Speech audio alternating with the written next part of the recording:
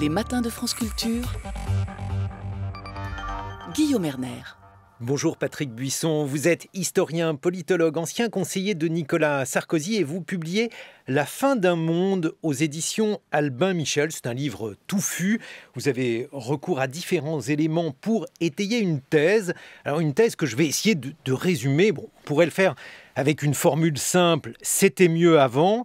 Mais pour vous, en fait, un malheur a frappé notre société. Ce malheur, c'est en quelque sorte le double meurtre du père. Alors le premier père, c'est le père qui est aux cieux, autrement dit la déchristianisation, et le meurtre de l'autre père, autrement dit de la société patriarcale. Est-ce qu'il faut dire, est-ce que vous diriez que vous avez un regard conservateur, réactionnaire sur la société et sur son passé ? Alors, conservateur, certainement pas. Conservateur, c'est celui qui arrive à la dernière marche et qui veut conserver les marches d'avant, qui l'ont amené au gouffre. Réactionnaire plutôt. D'ailleurs, un esprit comme Jacques Ellul, qui était de sensibilité protestante, qui n'était pas un homme de droite, se définissait lui-même comme réactionnaire en disant « Je suis comme les avions à réaction, parfois je vais plus vite que les autres ». Alors, je ne me compare pas à Jacques Ellul et je ne reprends pas pour moi ou à mon compte cette définition, mais le terme réactionnaire ne me dérange pas, dans la mesure où il a une dimension vitaliste, si vous voulez. Réagir, c'est bien, c'est qu'on n'est pas mort, voilà. Et réagir, ça veut dire aussi essayer de comprendre le long cheminement des événements et les ruptures anthropologiques qui se produisent. Alors, vous dites que je regrette, c'est votre interprétation. Il est certain que la société française d'avant, je l'ai connue, avait des aspects cruels, même féroces parfois. C'est une société qui était fondée sur le principe d'autorité, la verticalité, les hiérarchies, mais elle avait aussi, elle produisait une qualité humaine et des liens sociaux qui n'existent plus ou qui ont été dissous. Il y a ce que vous écrivez et puis il y a aussi les clins d'œil, ce que vous n'écrivez pas. Il y a par exemple le titre de ce livre, La fin d'un monde. Il faut expliquer aux auditeurs que La fin d'un monde, c'est un ouvrage d'Édouard Drumont qui est d'un antisémitisme absolument virulent. Pourquoi avoir choisi ce clin d'œil, Patrick Buisson ? Est-ce que vous assumez, je veux dire, le livre de Drummond, c'est par exemple des phrases comme les Yehudis crasseux qui sont le Parisien raffiné, qui sont réunis pour quelques meurtres rituels. Pourquoi reprendre ce titre ? Guillaume Erner, je condamne évidemment formellement tout cela. Le dernier à avoir utilisé ce titre, La fin d'un monde, est l'économiste Marc Toiti. Vous voyez, c'est pas un antisémite, je suppose. Et mon précédent livre s'appelait... les mêmes références que vous. Vous avez beaucoup lu Drummond et Maurras, ce qui est tout à fait votre... j'ai dû lire un livre de Drummond. Donc voilà, ça s'appelait Mon vieux Paris, qui n'a rien de politique. Vous auriez peut-être dû lire celui-là. Mais pour Maurras, vous l'avez beaucoup lu, oui.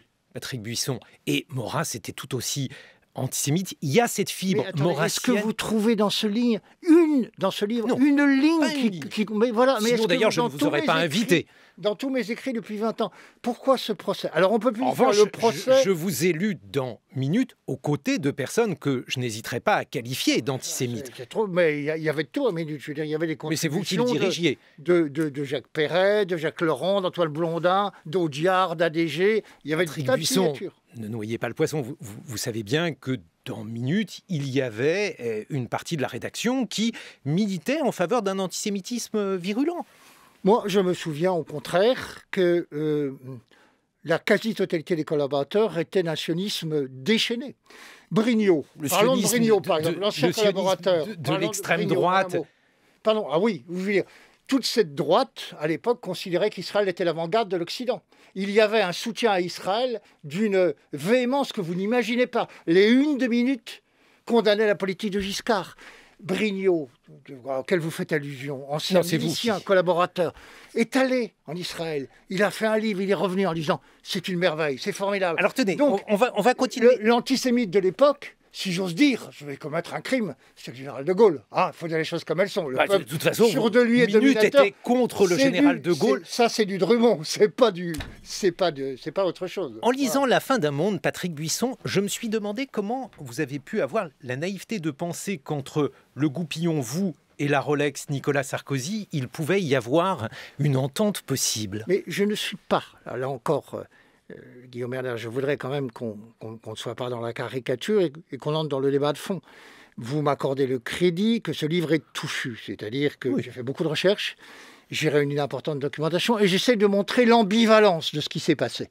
Et par exemple, sur la disparition du patriarcat, je suis prêt à vous en parler longuement. Et sur ces On en parlera avec Marlène Mais donc, pour reprendre votre question, je ne suis pas, un intégriste. Moi, j'ai, à l'égard des progressistes que Gustave Thibon appelait les invertébrés, à peu près la même répulsion que m'inspirent les fossiles, c'est-à-dire une certaine forme d'intégriste qui refuse toute évolution. Ce qui m'a intéressé à travers la crise de l'Église, c'est la disparition du sacré. Vous répondez pas du tout sur Nicolas Sarkozy. Mais j'y viens. C'est la disparition du sacré dans la société française. Et il est vrai que Nicolas Sarkozy, au terme d'un cheminement personnel étonnant, a pris en compte cette notion de sacré en disant « mais c'est religaré, l'origine étymologique, c'est relié. La religion, c'est ce qui crée du lien. Alors elle peut être séculière, politique, transcendante, civile, mais elle crée du lien. Elle fabrique du lien social dans une société où il n'y en a plus. On ferme les ateliers, les bistrots, il y en a de moins en moins, les églises, il y a de moins en moins de monde. Le lien social, c'est important. La religion ou le sacré fabrique du lien social. » Patrick Buisson, juste sur Nicolas Sarkozy. Eh bien, sur Nicolas Sarkozy, il a compris que cet enjeu, l'enjeu du sacré, était un enjeu politique. Voilà. J'ai assisté, il a écrit un livre, vous savez, sur le sujet en 2005, avec un père dominicain qui a été son conseiller dans cette affaire. Et j'ai vu qu'il avait une aspiration à prendre en compte la dimension métapolitique et non plus simplement politicienne de la charge qui lui était confiée ou que lui avait confiée. Juste un dernier mot sur Nicolas Sarkozy. Aujourd'hui s'ouvre le procès Big Malion. Qu'en pensez-vous ? Qu'est-ce que vous voulez que j'en pense ? Je ne peux pas penser à votre place. Si ce n'est que nous sommes face à une justice politique qui mène un combat politique, qui ne se cache pas d'ailleurs. Les dépassements de campagne ne sont pas... Même en commission parlementaire. Les dépassements de campagne sont avérés. Il est possible qu'il y ait de nouveaux guet-apens judiciaires à l'occasion de la prochaine présidentielle. On a vu d'ailleurs qu'il se préparait des choses autour de Marine Le Pen. Je pense que les Français ont compris ce qui se joue. C'est une justice... Vous contestez le fait qu'il y ait eu des dépassements de frais de campagne ? Absolument pas. Absolument pas. Alors, il est normal que la justice passe. Je n'étais pas... moi, je n'étais pas personnellement au courant, mais je pense que le procès qui est fait à Nicolas Sarkozy est un mauvais procès.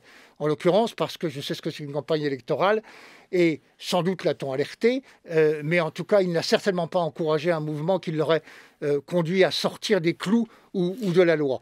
Il est trop prudent, trop avisé pour faire cela. Et je pense que c'est un mauvais procès qui lui est fait. Mais pourtant, dans la cause du peuple, après avoir trahi, c'est Nicolas Sarkozy qui explique que vous l'avez trahi en l'enregistrant. Ce qui est extraordinaire, c'est que vous présentez tout ce que je peux faire ou écrire de manière péjorative.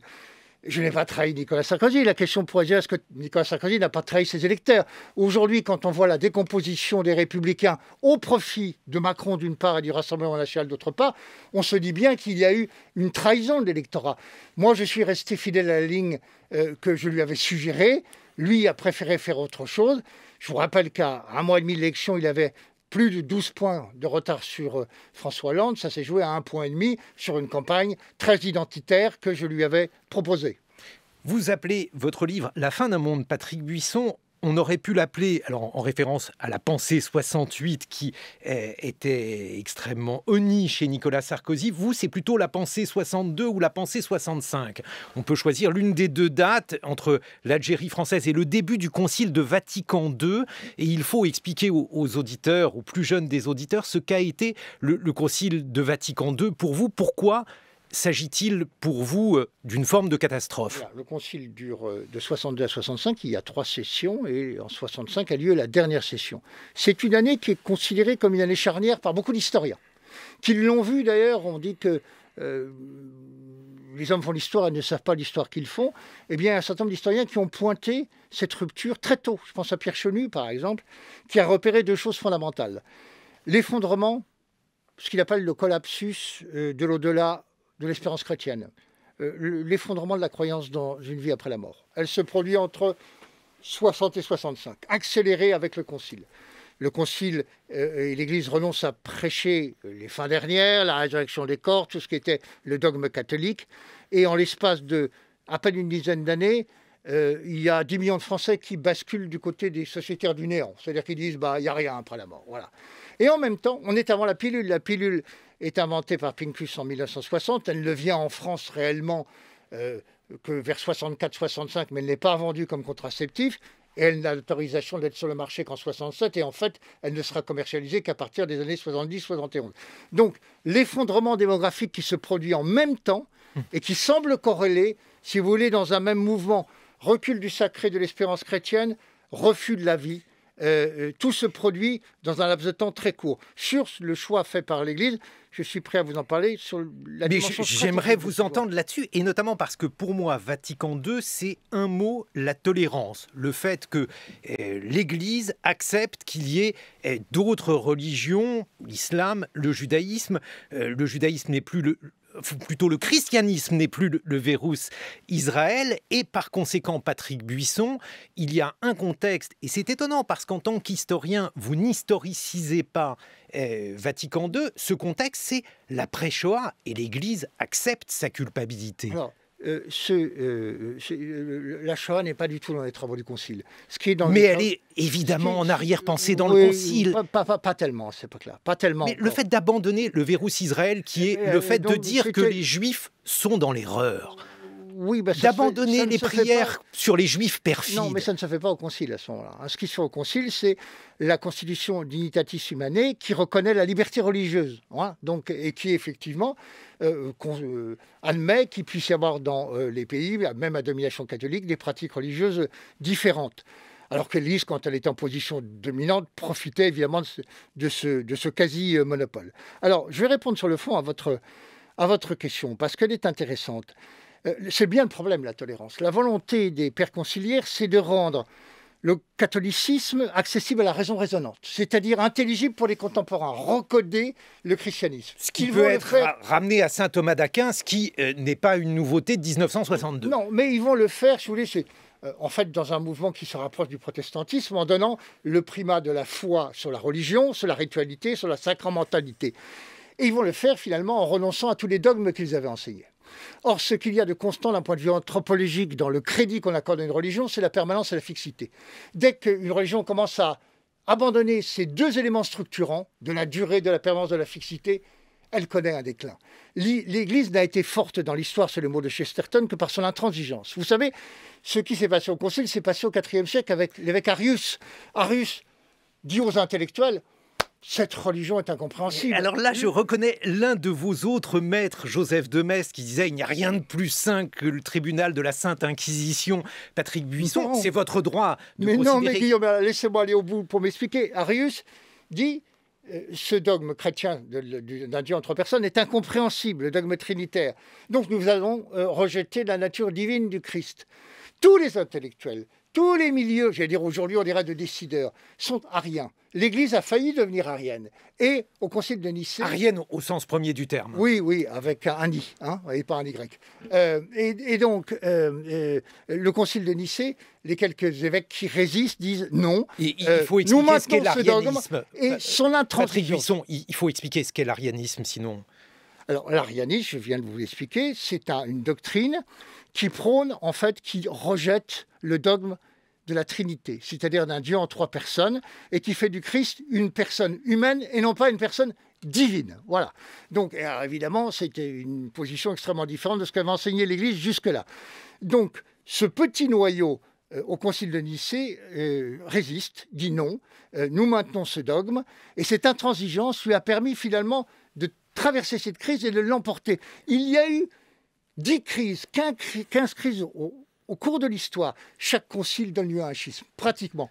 C'est toujours le même débat. Le débat, c'est contester l'institué au nom de l'instituant, revenir à la première église, au kérigme, à l'église des purs, des perfectis, une démarche un peu cathare, si vous voulez. C'est-à-dire une religion qui ne tient pas compte de l'incarnation. Le catholicisme, c'est cela. C'est une religion incarnée. Le fait de considérer que la charnière, c'est Vatican II, n'est-ce pas être beaucoup trop littéraliste, une critique que l'Église adressait à la synagogue, être trop littéraliste, c'est-à-dire ne pas voir que la laïcité, la sécularisation, elle est en marche depuis Tocqueville, depuis le 19e siècle, et donc Même avant.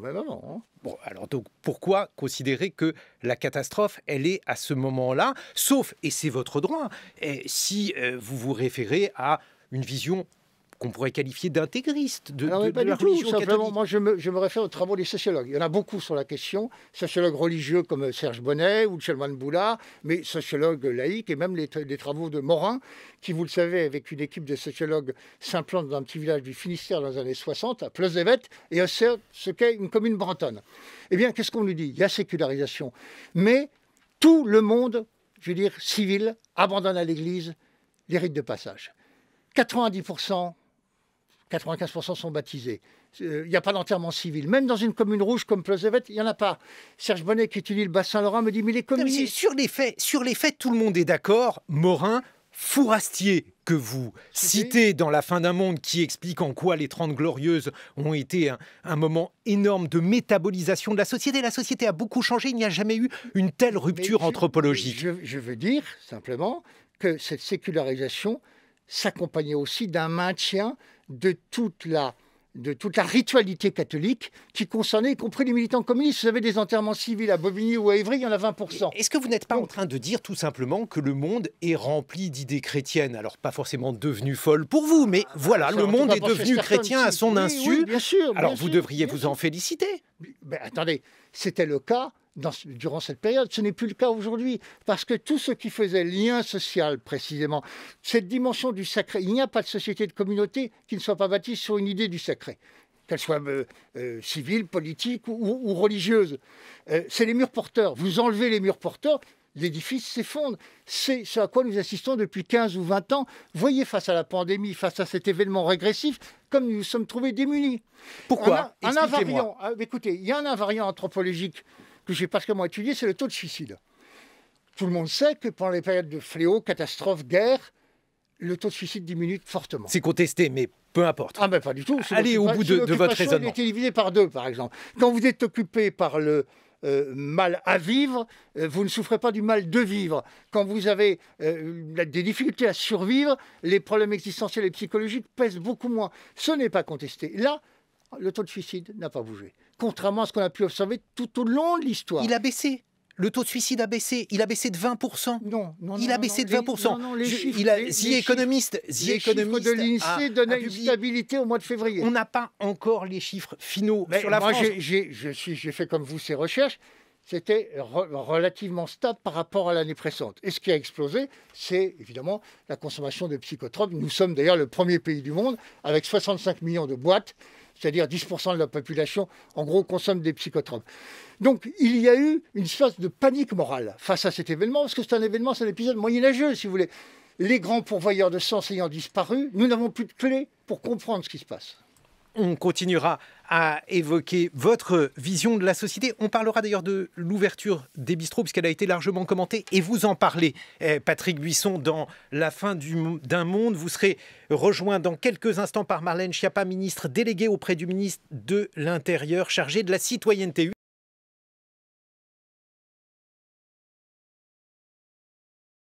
Le billet politique, Frédéric Saïs.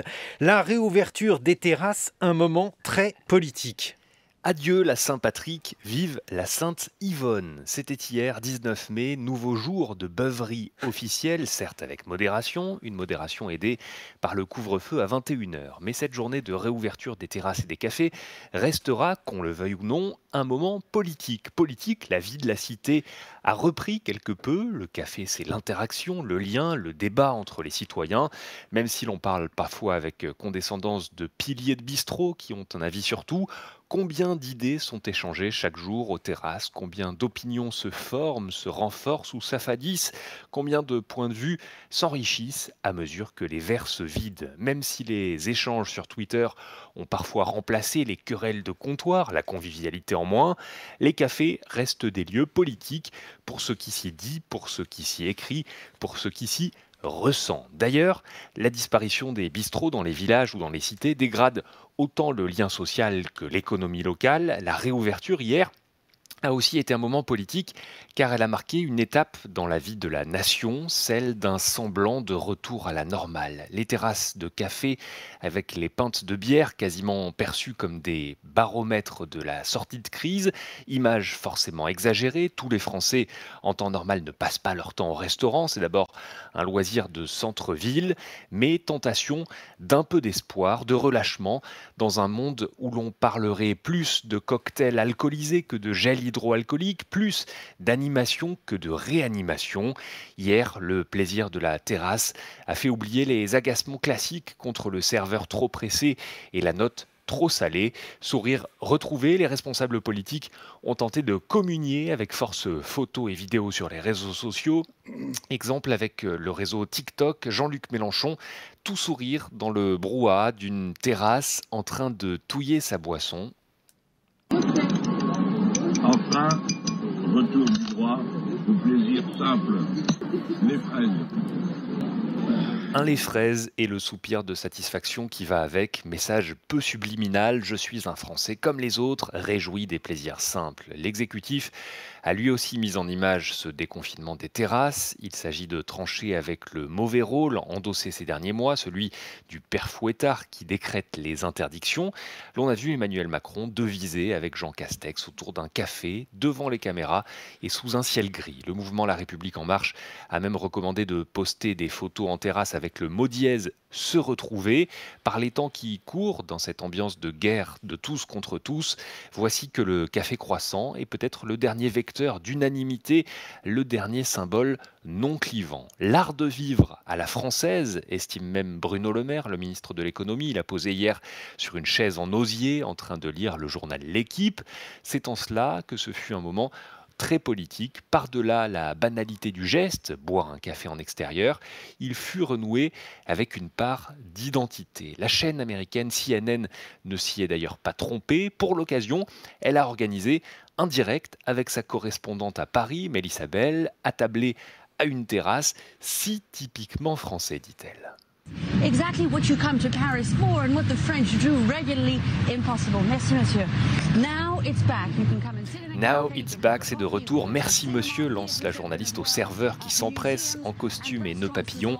Image d'Épinal de Paris, si l'on peut dire. Pour le philosophe George Steiner, le café est l'un des symboles de l'identité européenne. Ce qui nous distingue, et c'est vrai que quiconque a testé les immenses malls, ces centres commerciaux climatisés aux États-Unis ou dans les pays du Golfe, pense forcément à George Steiner, à cet endroit simple mais irremplaçable, le bistrot que la pandémie nous avait confisqué. Alors, n'utilisez plus l'expression café du commerce pour décrire des propos trop rapides ou trop frustes. Après une telle période de privation, même leurs auteurs autour d'un café nous paraissent d'un commerce agréable. Merci Frédéric Saïs pour ce billet politique. Alors il n'y a pas que George Steiner qui parle des bistrots, il y a aussi Patrick Buisson, on va l'entendre dans quelques instants. 7h-9h, les matins de France Culture, Guillaume Erner. 21, nous retrouvons notre invité Patrick Buisson, historien, politologue, ancien conseiller de Nicolas Sarkozy. Vous publiez La fin d'un monde aux éditions Albin Michel et nous recevons Marlène Schiappa. Bonjour. Bonjour. Vous êtes ministre délégué auprès du ministre de l'Intérieur, chargé de la citoyenneté et candidate La République En Marche aux élections régionales en Île-de-France. Patrick Buisson, une réaction à ce que Frédéric Seyss a dit, la dimension politique des bistrots. Oui, le bistrot avait une fonction sociale jadis, celui d'une protection collective à l'égard des plus faibles, des pauvres, des démunis. C'était le foyer de ceux qui n'avaient pas de foyer. Aujourd'hui, on voit bien que c'est plus ça dans les grandes villes, à cause de la gentrification. Paris a toujours été une ville interclassiste jusqu'à il y a une cinquantaine d'années, grâce à la loi de 48 qui maintenait effectivement toute une population qui n'aurait pas les moyens ou qui n'avait pas les moyens d'accéder au foncier à Paris. Aujourd'hui, les bistrots sont devenus dans les grandes villes des lieux de plaisir des classes favorisées. Ils ne remplissent plus du tout la même fonction. Il y avait encore, il y a 40 ans, la moitié de Paris qui élisait des députés communistes. Aujourd'hui, on voit bien ce mouvement d'uniformisation sociale de Paris qui fait que le bistrot n'est plus le bistrot d'autrefois. Il n'a plus la même fonction. Marlène Schiappa. Je dirais que ça dépend des quartiers. Vous l'avez rappelé, je suis candidate à Paris, donc j'étais en campagne sur les terrasses hier. Et c'est vrai qu'à la terrasse du Flaubert, chez Stéphane Manigold, dans le 17e, c'est assez chic et c'est une cuisine élaborée. Mais j'étais aussi au canal Saint-Martin. Vous avez beaucoup de jeunes qui viennent autour des terrasses. Et je crois que la terrasse, elle a aussi justement cette fonction qui permet de faire que les gens qui passent, qui sont des passants, s'arrêtent et discutent et s'asseyent 5 minutes et repartent. Et il y a un brassage de population qui existe encore, je trouve, dans certains quartiers en tout cas. Patrick Buisson, chez vous, le bistrot est protecteur, il est aussi protecteur d'une forme de société patriarcale, c'est le royaume des hommes. Oui, alors, mais il faut savoir, et c'est tout le sens de mon livre, que le patriarcat en France a toujours été un patriarcat d'apparence. Il a été largement tempéré par un matriarcat qui ne s'affichait pas, lui. Mais la réalité sous l'idée du pouvoir dans les couples, quand vous connaissez par exemple la vie du monde rural, vous savez que c'est la femme qui commandait la maison. Voilà. Même si, en apparence, l'homme était le maître, le patron de la maisonnée, les choses dans la réalité étaient totalement différentes. Mais c'est vrai que ça a toujours été, c'est le mot, il est de Balzac, le conseil du peuple. Alors les hommes, là où dans une société exclusivement masculine, avaient le verbe haut, changeaient le gouvernement, critiquaient la bourgeoisie, nourrissaient des projets révolutionnaires. Mais je veux dire, c'était un défoulement dans la mesure où ça servait d'exutoire, de catharsis, en fait, à des gens qui n'étaient pas marqués par une survirilisation ou par une masculinité particulièrement affirmée, si vous voulez. Marlène Schiappa, votre réaction? Je trouve ça très intéressant ce que vous dites sur le patriarcat qui serait en fait un matriarcat dissimulé, parce que très souvent, oui, si on est honnête, je trouve que c'est un peu ce qu'on nous dit pour nous consoler. Vous inquiétez pas, les hommes gagnent plus d'argent, les hommes prennent les décisions, mais en fait, au final, c'est vous qui décidez ce qu'on va manger ce soir. Et d'ailleurs, c'est ce qu'Elisabeth Badinter appelle la volonté de puissance. Elle explique qu'au XVIIIe siècle, les femmes ont repris les décisions à la maison, notamment en reprenant en charge l'éducation de leurs enfants dans la bourgeoisie, qui avant était confiée ailleurs. Des gouvernants. Exactement, elles l'ont repris en charge à partir du XVIIIe siècle par cette volonté de puissance pour s'affirmer et tenir un rôle. Mais je ne crois pas qu'on puisse dire que ce soit un matriarcat. Je pense qu'il suffit de regarder économiquement qui tient le pouvoir et qui gagne l'argent et donc qui peut acter les décisions pour constater que c'est un véritable patriarcat. Et ce que vous dites sur les bars est très intéressant. Je racontais dans un de mes précédents livres la manière dont ma sœur et moi, un jour à Ajaccio, nous rentrons dans un bar en étant adolescentes et nous nous apercevons que nous sommes les deux seules filles. Parce qu'avant, on y allait avec notre père et notre grand-père. Donc en tant qu'enfant, on n'était pas un intrus, mais en tant que jeune fille, nous sommes des intruses dans ce bar. Je trouve ça extrêmement intéressant. Il y a eu différentes polémiques, d'ailleurs, Patrick Buisson, sur le fait de savoir s'il y avait ou non en France des bars qui acceptaient les femmes. Très peu à l'époque. Oui, c'est vrai, c'était une société masculine. Je parle d'aujourd'hui. Le masculin jouait également dans les clubs sportifs. Il y a une sociabilité masculine encore très forte, c'est vrai. C'était une société qui pratiquait une forme de ségrégation. D'où d'ailleurs le projet de mixité, qui a été aussi un projet de répression sexuelle à l'égard des milieux populaires, qu'on trouvait les jeunes paysans ou les jeunes enfants d'ouvriers étaient jugés trop agressifs dans leur sexualité. Alors, et on a voulu, d'une certaine manière, les reformater et reconditionner leur comportement, y compris sur le plan sexuel. Mais ça, ce sont des choses bien connues, étudiées par les sociologues. Mais alors, dans ces conditions, pourquoi dire que c'était mieux avant, sauf à considérer que la discrimination des sexes, par exemple, est une chose, ou en tout cas une tendance qu'il faut aider et qu'il faut maintenir? Si vous voulez, moi, je voudrais passer le débat à un niveau un petit peu différent. Je crois que cette période, toutes les grandes réformes de cette période ont été votées par des hommes, exclusivement des hommes. Il y avait 2 femmes à l'Assemblée. Par des majorités conservatrices, de droite, toutes de droite. Et je pense que pour avoir bien étudié tout cela, les votes et les réformes opérées n'ont pas été par philanthropie ou par amour inconditionnel des femmes. Ils l'ont été pour des raisons économiques, souvent, ou pour des raisons de confort personnel. Il est arrivé un moment...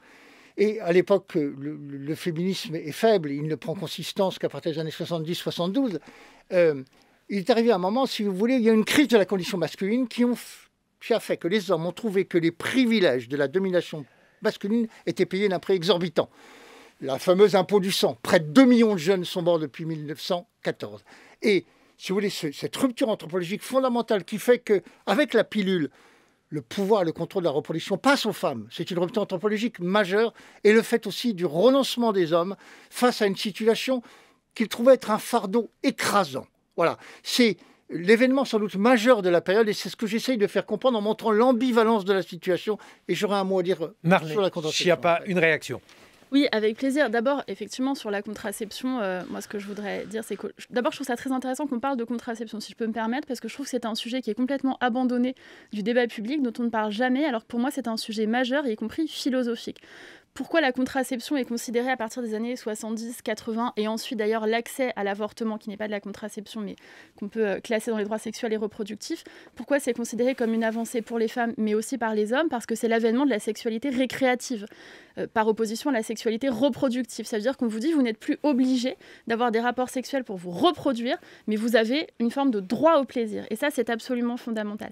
Et dans ce que dit Patrick Buisson, il a raison de dire que du coup, la décision incombe à la femme du choix d'avoir ou non des enfants.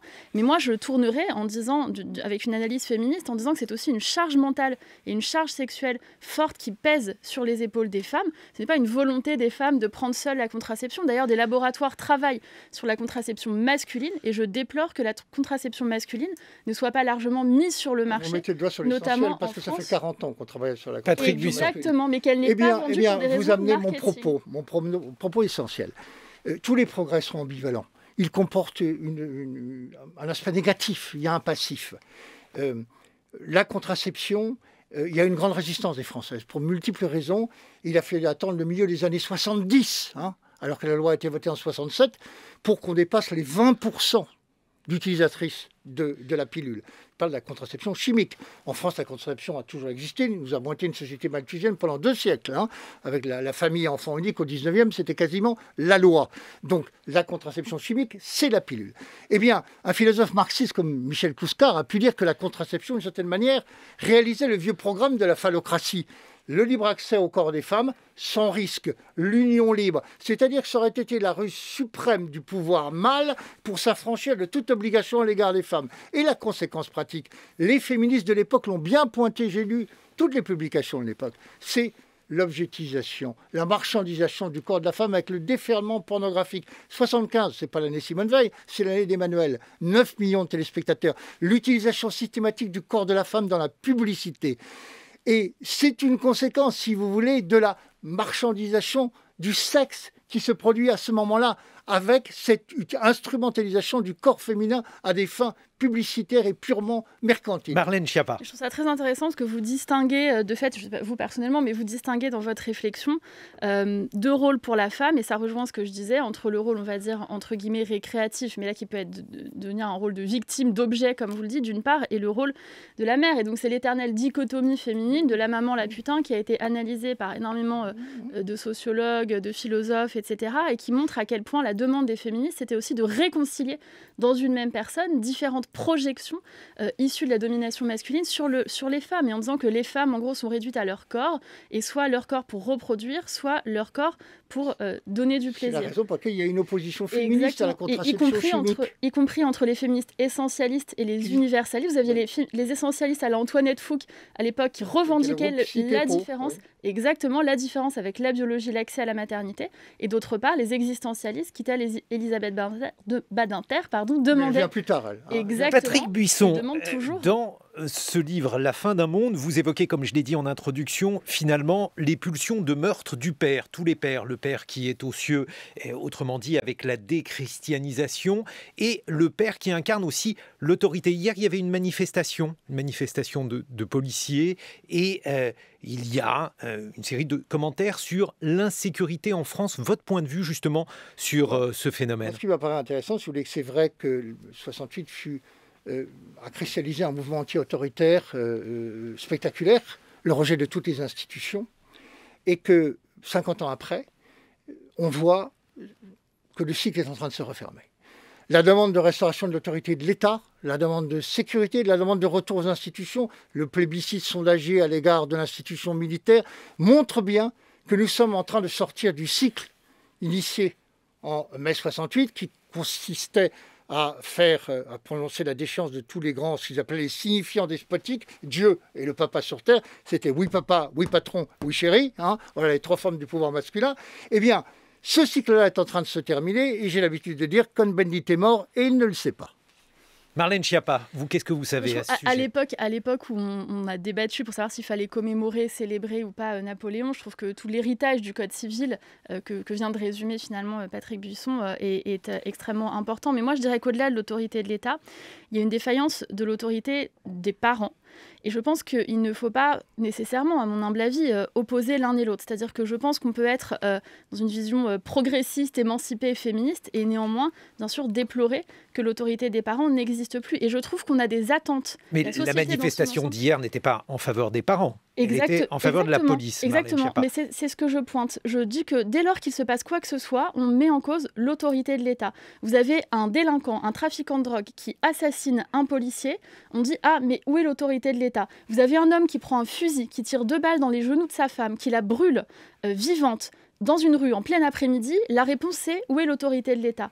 Je dirais quels sont les codes dans la société que nous voulons nous donner. Et quand on parle de la délinquance, des violences entre bandes qui existent, de Beaugrenelle, etc., à un moment, que font les parents ? C'est une question qu'on peut se poser. Et je crois que l'école instruit, mais la famille éduque. Et ce rôle d'éducation dans la famille, je crois qu'il est important de le remettre au centre du jeu. Patrick Buisson, c'est ce gouvernement qui est laxiste ou c'est la société au terme d'une évolution anthropologique ou d'une évolution classique qui est devenue extrêmement permissive ? Parce que tant de ruptures en si peu de temps, finalement, en 15 années, ça ne s'était jamais vu. Il y avait une certaine fixité, un certain immobilisme de la société française. Et en 15 ans, tout a changé.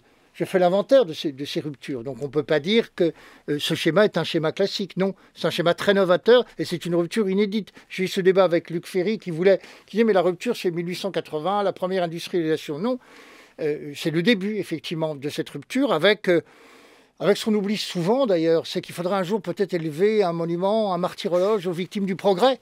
Le 19e siècle, il suffit de lire un livre comme Le peuple de l'abîme de London, a fait travailler les enfants, a fait travailler les femmes dans des conditions épouvantables. Des milliers d'hommes et de femmes ont été sacrifiés au progrès industriel. Pardonnez-moi, si c'est une révolution on en arrive au fait qu'on passe d'un capitalisme de la production à un capitalisme de la consommation, qui est infiniment plus destructeur des mœurs, des croyances et de l'art de vivre et de la culture populaire. Pour moi, c'est essentiel.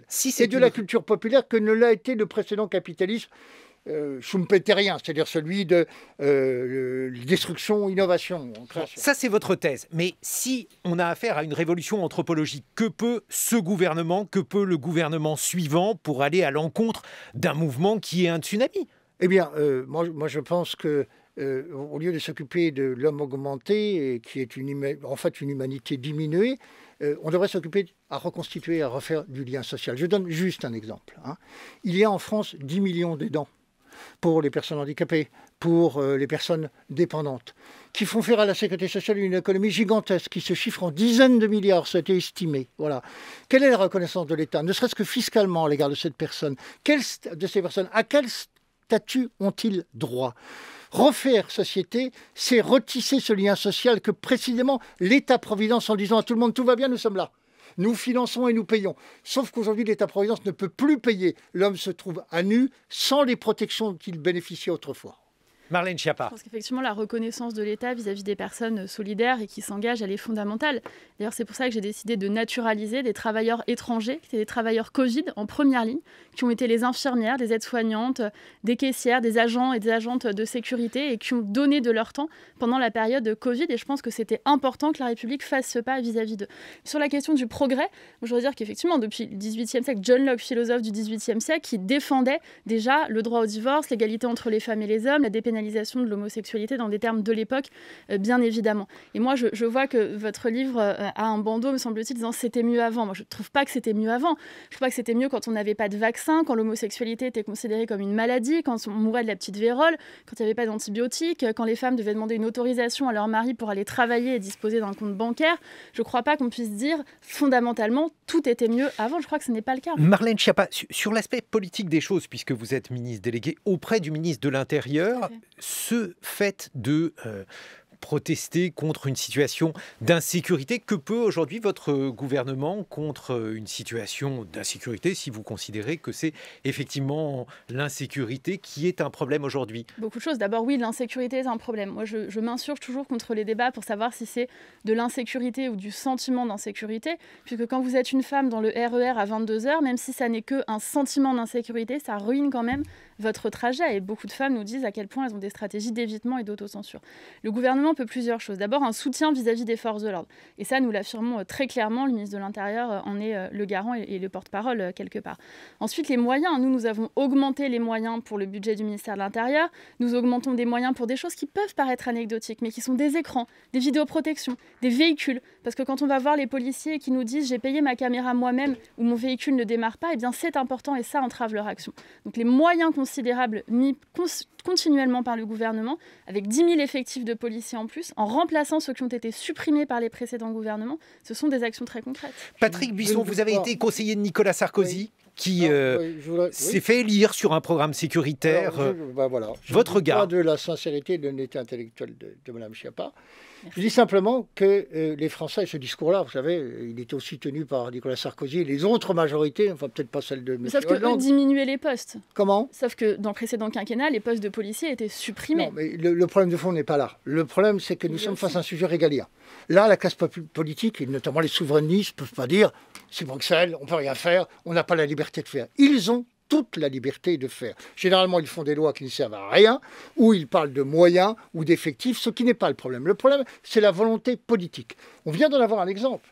Il n'y avait pas de volonté politique, Nicolas Sarkozy, à ce sujet? Il n'a rien fait, ça bien sûr. Cette volonté politique s'est érodée et il n'a pas eu le bilan qu'il aurait dû avoir. Et donc, on vient d'avoir un exemple avec la crise du Covid. L'État a des moyens de coercition extrêmement puissants. Quand il veut les utiliser, il y a recours. Tout l'État de droit a été foulé aux pieds. Toutes les libertés ont été balayées d'un revers de main en quelques jours. Si la sécurité devenait une cause nationale pour les politiques, ça se saurait. Le problème est là. Il est sur la volonté politique et les moyens à utiliser sur un dossier où il ne peut pas se défausser sur l'Europe, ni sur quelque excuse absolutoire que ce soit. Marlène Schiappa. Je ne parlais absolument pas d'Europe, mais je pense que la volonté politique, elle se traduit par les moyens. Et d'ailleurs, vous l'avez dit vous-même en concluant votre propos. Pas seulement. Il y a à la base une volonté politique, mais également une volonté d'appréhender ce sujet d'une manière peut-être un peu différente. C'est-à-dire que parfois, certains nous reprochent de faire trop de... Votre gouvernement a été surpris par cette question de l'insécurité, Marlène Schiappa? Non, pas du tout, dans la mesure où moi, je vais vous dire, la première mesure que j'ai portée dans mes précédentes fonctions, c'était la verbalisation du harcèlement de rue, qui pourrissait la vie des femmes. Pourquoi? Parce qu'avec le président de la République, quand nous étions en campagne, nous avons lancé la Grande Marche, nous avons fait du porte-à-porte et nous avons demandé aux Françaises et aux Français quelles étaient leurs préoccupations. Et l'insécurité des femmes dans l'espace public arrivait en numéro 1 de ce qui était abordé par les femmes et d'ailleurs par beaucoup d'hommes aussi préoccupés par la situation pour leurs femmes, leurs sœurs, leurs filles ou pour eux-mêmes. Et donc, nous sommes le premier pays du monde à avoir verbalisé le harcèlement de rue. Il y a eu des milliers d'amendes qui ont été mises par les forces de l'ordre. C'est un sujet que je porte depuis des années et je déplore qu'on ait dû attendre 2017 pour qu'enfin un gouvernement prenne à bras-le-corps cette question de la sécurité des femmes dans l'espace public. Patrick Buisson, vous êtes critique sur la politique menée par Nicolas Sarkozy à cet égard et j'imagine sur les suivantes. Est-ce que Marine Le Pen ou Éric Zemmour feraient mieux? Écoutez, ça c'est vraiment le genre de question que l'on ne peut pas répondre. D'abord parce que moi je ne sais pas qui sera candidat. C'est votre métier d'être politologue. À la présidence de la République. Je vous ai soumis deux hypothèses, Éric Zemmour ou Marine Le Pen. Exercer le pouvoir. À les entendre, la sécurité est le problème essentiel de leur démarche ou de leur programme. La difficulté, c'est lorsqu'on arrive au pouvoir d'afficher la même constance, la même détermination politique que durant une campagne électorale. Et moi, ce que j'ai pu constater, c'est que les qualités requises pour emporter une élection ne sont pas les mêmes que pour exercer le pouvoir. Mais c'est deux types d'exercices totalement différents. Donc, comment voulez-vous préjuger selon Alexis Tocqueville. Comment? Les limites de la démocratie selon Alexis Tocqueville. Le mais bien sûr. Mais donc, c'est ça le problème. Comment peut-on préjuger de ce qu'un candidat fera? Alors, il a un programme, mais son programme n'engage en rien, finalement. Il s'en libère, il n'est pas tenu par son programme très rapidement. Marlène Schiappa. Moi, je préjuge, je vais me permettre, dans la mesure où à la fois Marine Le Pen ou Éric Zemmour sont dans la pensée magique, ils sont dans les yaka, faucons et des solutions simplistes qui ne fonctionnent pas réellement pour tout un tas de raisons. Quand on écoute Marine Le Pen ou quand on écoute Éric Zemmour, on a l'impression que le problème initial pour tout résoudre est l'immigration. C'est-à-dire, il voit exclusivement l'immigration comme une menace et un danger, et à tout problème, c'est un sujet important, mais on ne peut pas dire fondamentalement que l'immigration soit un problème. Il considère, Marine Le Pen comme Éric Zemmour, que dès lors que nous mettrions fin à l'immigration, il n'y aurait plus d'insécurité. C'est méconnaître profondément la réalité de l'insécurité dans ce pays et la réalité également de l'immigration. François Bayrou a mis le doigt ce week-end sur un sujet important qui est la démographie et la chute de la natalité. Eh bien, je crois que dans l'histoire de France, les vagues d'immigration ont enrichi le pays, à la fois culturellement, mais économiquement également. Patrick Buisson a un grand plan, un grand programme dans l'esprit du CNR pour relancer la natalité en France. Moi, j'ai créé et présidé pendant 10 ans une association qui s'appelle Maman Travail, et les questions de relance de la natalité me passionnent. Ce n'est pas dans mon portefeuille, mais à titre personnel, je considère que c'est un sujet absolument fondamental. Donc, l'option, c'est plus de naissances en France et moins d'immigration pour vous ou pas? Non, pas moins d'immigration. Mais ce que j'observe, c'est que la natalité... Pourquoi pas moins d'immigration? Je vais vous répondre. La natalité, on ne l'augmente pas en augmentant les allocations familiales. Et je pense que pendant c'est ce des qui s'est années... fait avec l'allocation de salaire unique. Marlène Schiappa, terminé. C'était une autre époque. 1960. Pourquoi un couple, pardon d'être un peu basique, mais pourquoi des gens vont se dire nous allons avoir un bébé? C'est pas en faisant des comptes sur un tableur Excel et en se disant on aura 148,50 € d'allocation familiale. Non, c'est en ayant confiance dans l'avenir. Et en ayant une confiance dans l'avenir. Et c'est pourquoi à chaque fois que vous avez des problèmes, des moments de reprise économique, de relance, des événements joyeux, la Coupe du Monde 98. Patrick Buisson, la reprise démographique des baby-boomers commence en 42, en pleine nuit de l'occupation. Là, il n'y avait pas d'espérance. C'est un acte d'espérance. C'est un acte d'espérance, si vous voulez. Bon, mais indépendamment de la cette famille aux années 60, l'allocation de salaire unique, qui équivalait à 3/4 de SMIC, a permis à beaucoup de femmes de faire le choix entre le travail et s'il vous plaît, pas en même temps. Patrick Buisson, indépendamment de cette question démographique, quel lien faites-vous entre l'immigration et la question de l'insécurité? Là, vous m'interrogez sur des sujets que je n'aborde absolument pas dans mon livre. Le problème, si vous voulez, c'est que le débat est impossible tant que les institutions officielles interdisent la publication de statistiques ethniques. Donc on parle dans le vide. Le jour où on aura des statistiques ethniques, on pourra dire il y a une réalité, elle se traduit par tel pourcentage ou pas. Bon, voilà.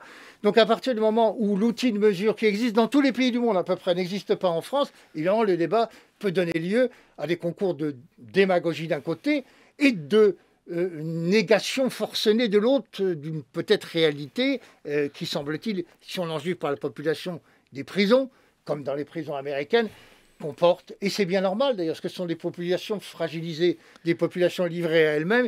Et il est vrai que pour survivre, parfois, certains ont recours à des actes de délinquance. C'est comme ça. Marlène Schiappa. Il y a un enjeu très fort au-delà de l'immigration, c'est la question de l'intégration. Et je pense que ce que pointe M. Buisson met au jour la question de la défaillance d'un certain nombre de politiques d'intégration et d'accompagnement des personnes étrangères quand elles arrivent, notamment celles qui arrivent parce qu'elles ont demandé l'asile. Moi, je suis en train de travailler sur les populations yézidis. Vous savez, il y a eu un génocide en Irak et dans la région irakienne proféré par Daesh qui a réduit à l'esclavage sexuel des femmes yézidis, qui a massacré les hommes. Nous avons accueilli en France plus d'une centaine de femmes yézidis et leurs enfants. Nous sommes en train de créer un parcours d'intégration pour elles, justement pour qu'elles puissent mieux apprendre le français. Nous avons augmenté considérablement les heures de cours de français. Mais en matière d'immigration, il y a un chiffre que je peux vous donner, c'est plus de 3000. Plus de 3000, c'est le nombre de personnes qui sont des travailleurs étrangers qui ont tenu à bout de bras, avec bien sûr des gens de nationalité française, mais qui ont tenu à bout de bras le pays pendant la période de confinement et que nous étions très heureux de trouver là. Et je suis ravie de leur avoir attribué la nationalité française. Et oui, parce que Patrick Buisson, je ne sais pas qui vous visez quand vous appelez les immigrés, mais les Français sont Français quoi qu'il arrive, sauf si, et on va revenir à la discussion qu'on avait sur Drummond et Maurras sur les Juifs qui n'étaient qu'à demi Français. Je sais, je vous embête avec ça. Mais c'est pas la cause du peuple. Mais justement... Vous pensez que je suis maoïste? J'ai utilisé un titre qui a été utilisé par 50 auteurs. C'est vraiment le procès d'intention. Je vous pose juste une question. Vous avez une grande culture historique, Patrick Buisson. Qualité intellectuelle. On va dire les choses comme ça. Juste une question à ce sujet. Quelqu'un qui est français, il est français.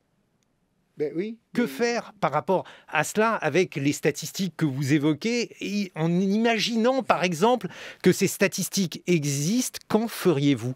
vous me posez une question que vous poseriez à un politique. Je ne suis pas là. J'imagine que vous avez déjà eu des discussions politiques dans votre vie. Je vais vous retourner la question, plutôt je vais la tourner à l'égard de Mme Schiappa. Patrick Buisson qui prend les commandes de l'émission, qui pose les questions. Parce que vous voyez que c'est tout à fait connecté. Vous savez, parce que je vais répondre à votre question, en posant cette question à Mme Schiappa. Je vais répondre à votre question très rapidement. C'est bien d'avoir une condamnation historique, morale de l'esclavage. C'est bien, ça coûte pas cher. Hein, voilà. Bon. Moi, j'aimerais entendre le gouvernement condamner l'esclavage moderne, l'esclavage des immigrés par le patronat. Moi, j'ai fait mes études à Nanterre. J'ai découvert ce qu'était la réalité de l'exploitation des immigrés par le patronat avec le bidonville de Nanterre. Voilà. Et quand je dis que l'immigration des années 70, importation de manœuvres maghrébines a été un crime contre la nation, contre la classe ouvrière et contre les immigrés, je lis les trois. Parce qu'il n'y a eu aucun bénéficiaire de cette opération. L'esclavage, il existe aussi avec les enfants de moins de 10 ans qui travaillent dans les pays du tiers-monde pour la mondialisation. Celle-là, il faudrait la condamner. Alors, je veux absolument répondre sur ce sujet important, parce que c'était l'objet d'une des réunions que j'ai faites hier sur les femmes qui sont réduites à l'esclavage dans certaines ongleries dans des quartiers parisiens. Et je peux vous dire qu'en ce qui concerne les travailleurs, et notamment les travailleurs pauvres, en tant que candidate à Paris pour les élections régionales, moi je vais proposer la création de salles de repos pour les livreurs Uber Eats, Deliveroo, Just Eat, que l'on voit qui sont parfois épuisés et qui sont attroupés dans certains quartiers de Paris. Nous allons proposer avec la région, si nous sommes élus, de créer des salles de repos pour ces livreurs, pour qu'ils puissent justement avoir des temps de répit, parce que leurs conditions de travail sont ultra difficiles. C'est une forme de nouveau prolétariat qui a été uberisé lui aussi, et que je trouve assez peu de personnes ne les défendent. Mais écoutez, moi, j'habite la capitale et je veux défendre ces livreurs à la fois pour eux-mêmes, mais aussi pour les riverains et pour la vision de la société que nous voulons défendre. Merci Marlène Schiappa, merci Patrick Buisson. La fin d'un monde, c'est le livre que vous publiez aux éditions Albin Michel.